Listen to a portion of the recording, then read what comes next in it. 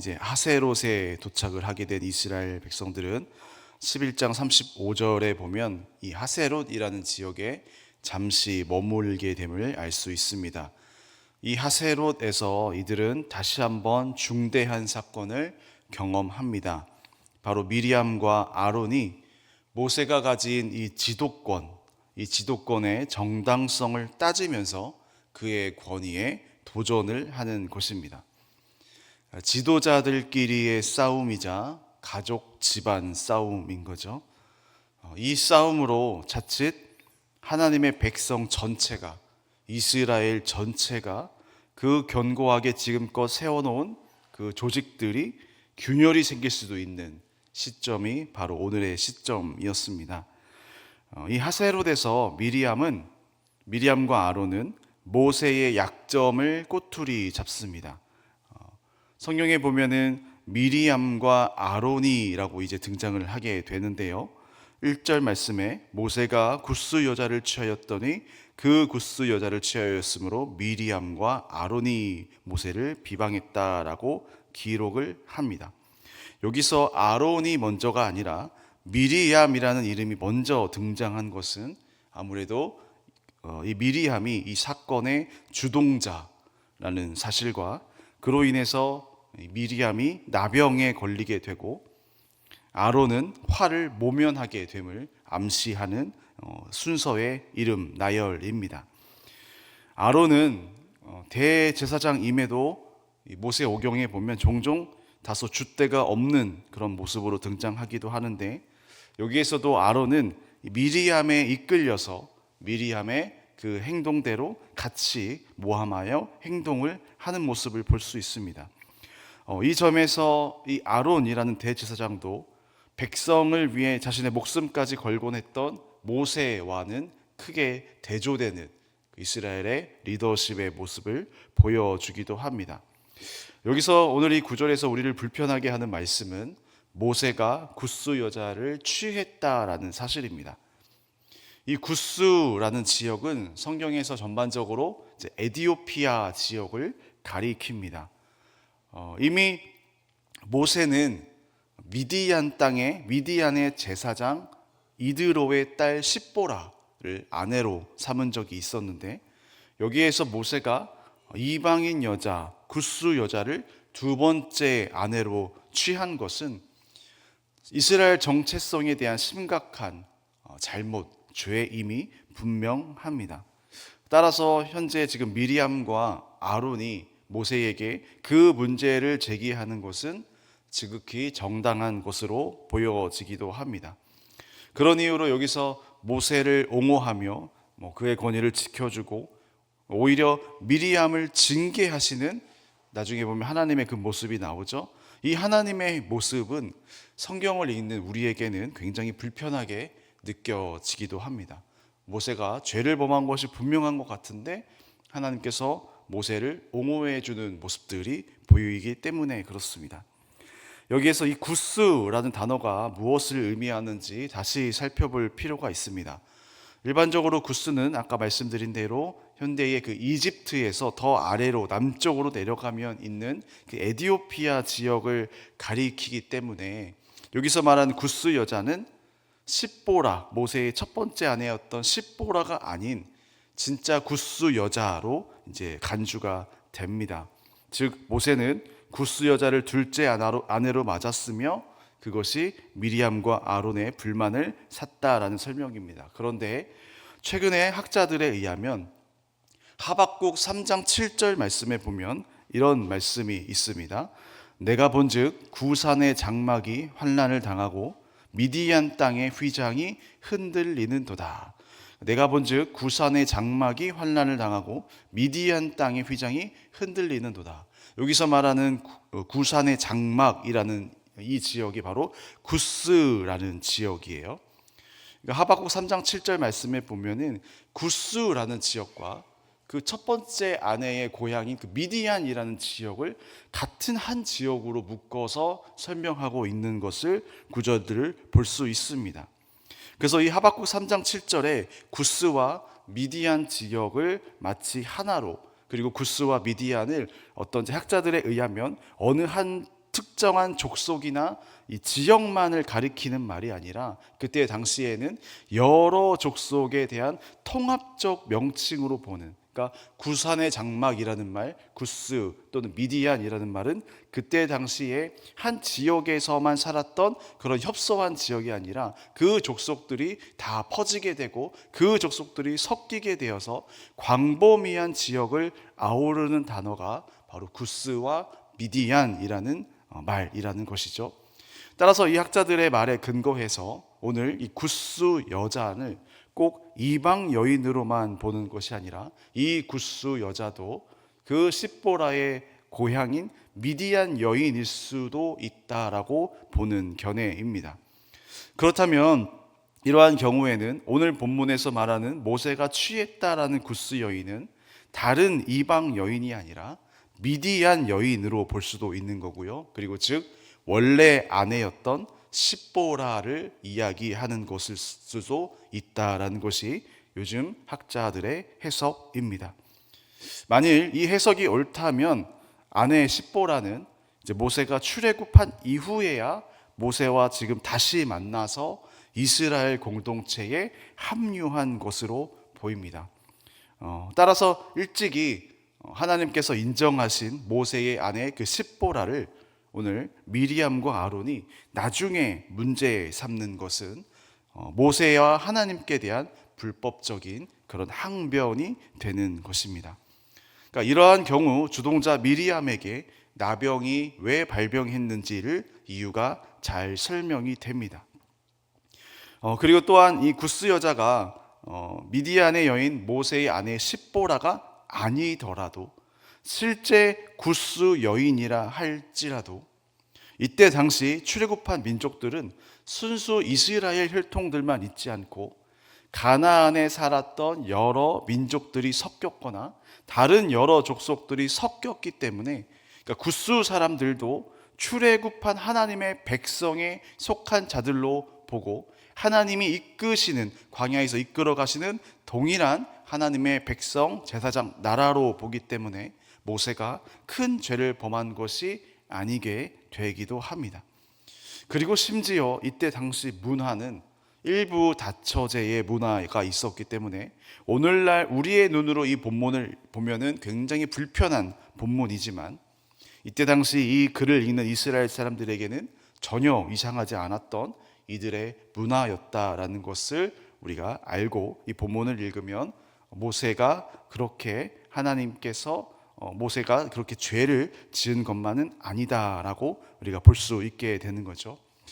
여러 학자들의 의견이 있습니다. 사실은 오늘의 본문은 난해 구절이기도 해요. 그러니까 아무래도 정확하게는 모르겠지만 하나님이 오히려 미리암에게 나병이 걸리게 한 이유를 보아하니 분명 미리암은 어떤 숨겨진 다른 의도를 가지고 모세의 권위에 대해 불평을 하거나 불만을 가지고 그것을 표출한 것으로 여겨집니다. 미리암은 이렇게 말하죠. 여호와께서 모세와만 말씀하셨느냐? 우리와도 말씀하시지 않으시느냐? 이것은 다분히 권력의 그 지분을 요구하는 권력 지향적인 인간의 정연적인 모습이다라는 것을 알게 됩니다. 여호와께서 모세와만 말씀하느냐? 우리도 리더가 아니냐? 우리도 권력이 있지 않냐? 그러나 모세를 향한 하나님의 오늘의 평가는 죄인이 아니라 오히려 온유한 사람으로 하나님께서 모세를 평가하십니다. 그러니까 우리는 이 구절을, 이 상황을, 문맥을 전혀 자세히 알 수는 없겠지만 하나님의 평가에 우리는 신뢰를 해야 합니다. 하나님의 마음에 하나님의 방법으로 평가하시는 이 하나님의 모습을 보면서 분명히 숨겨진 이유가 있었을 것으로 보게 되는 거죠. 오늘 하나님께서는 오히려 모세를 온유한 사람으로 여기십니다. 미리암과는 대조적으로 모세는 마음이 너그럽고 겸손한 인물이라는 것입니다. 이때 하나님께서 갑자기 미리암과 아론과 모세의 이 언쟁에 개입을 하십니다. 4절 말씀을 우리 함께 읽어보도록 하겠습니다. 시작. 여호와께서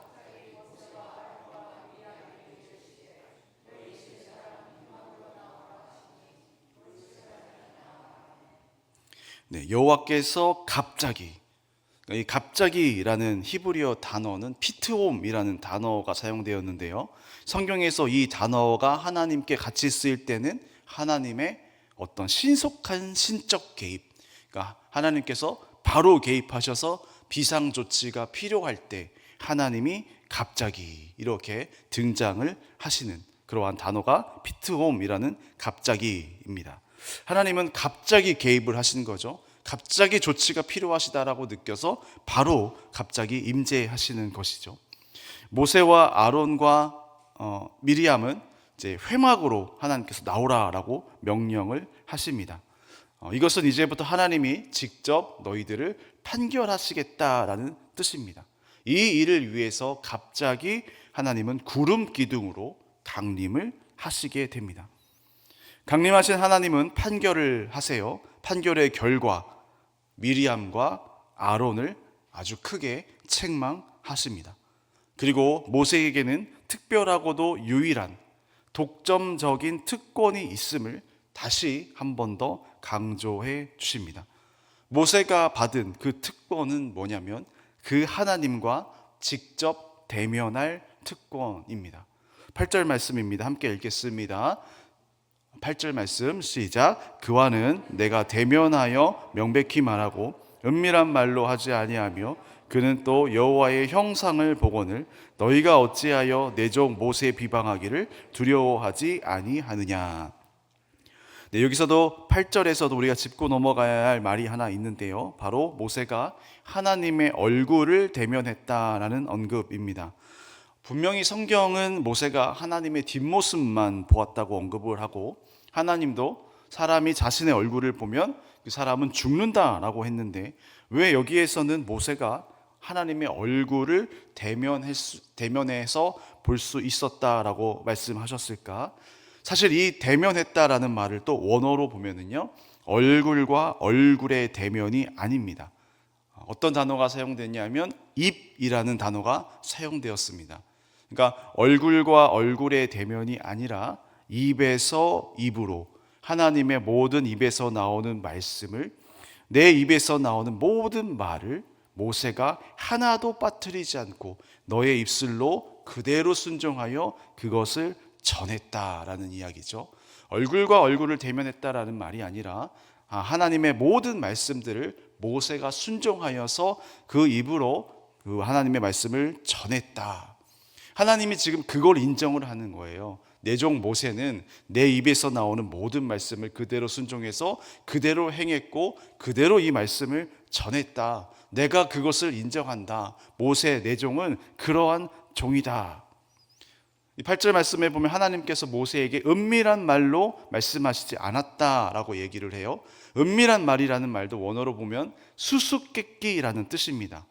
그러니까 즉 하나님은 모세에게 막 어렵게 수수께끼처럼 비유하며 돌려서 말하지 않았고 직설적으로 모세가 알아듣기 쉽게 입을 통해서 그 말씀을 다 전했고 모세도 그 하나님의 말씀을 다 알아듣고 그 하나님의 마음을 다 알고 이스라엘 백성들에게 그대로 전했다. 그 사명을 모세가 감당했다. 하나님이 그것을 내 종 모세의 그 모든 사역을 인정한다라는 뜻이 되겠죠. 이런 모세예요. 하나님께서 모세를 굉장히 칭찬을 하시는 거고 아론이 아니라 미리암이 아니라 내 종 모세를 봐라. 내 종 모세의 모든 사역을 내가 인정한다. 내 말 그대로 얘는 행했고 내 말 그대로 순종했고 내 말 그대로를 전했다. 왜 모세에게 대항하느냐 하면서 모세의 편을 이제 들어주시는 거죠.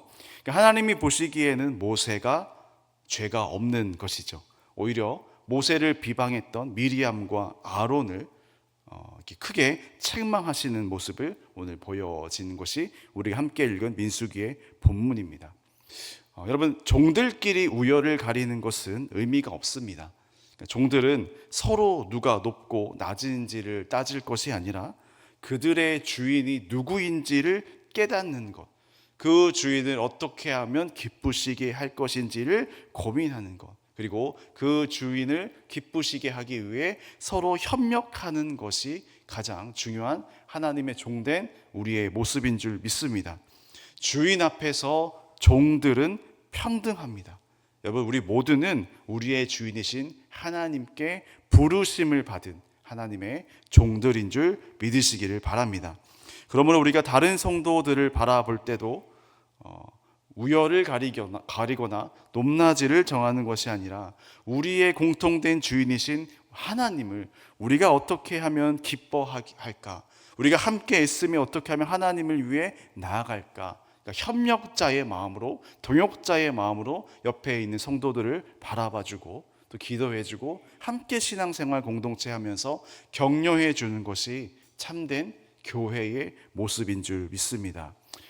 우리는 모두 광야 같은 이 세상에서 오직 하나님이 인도하시는, 하나님이 이끌어 가시는 구름 불 기둥으로 오늘 이끌림 받아 사는 이스라엘 백성들처럼 우리도 오늘도 이 광야길을 살아가는 하나님의 인도함을 받는 그 종들임을, 그 사람들임을 다시 한번 기억하시고, 오늘도 하나님의 뜻을 위해 내가 내려놓아야 할 것은 무엇인지, 또 우리 같은 신앙의 공동체, 우리 동료들, 성도들을 위해서 내가 섬겨야 할 것은 무엇인지를 고민해 보시고, 하나님이 보셨을 때 우리 공동체를 통해서 가장 무엇을 기뻐하실까를 고민해 보는 오늘 하루 되셔서 주님께 영광 올려드리시고, 모세를 인정하시고 칭찬하셨던 그 하나님께서 반드시 우리 삶에 찾아와 주셔서 동일하게 우리에게 찾아와 주시고 칭찬하시며 또 우리를 기쁘게 받아주시는 줄 믿으시며 오늘 하루 그렇게 주님께 영광 올려드리시기를 주님의 이름으로 축원합니다.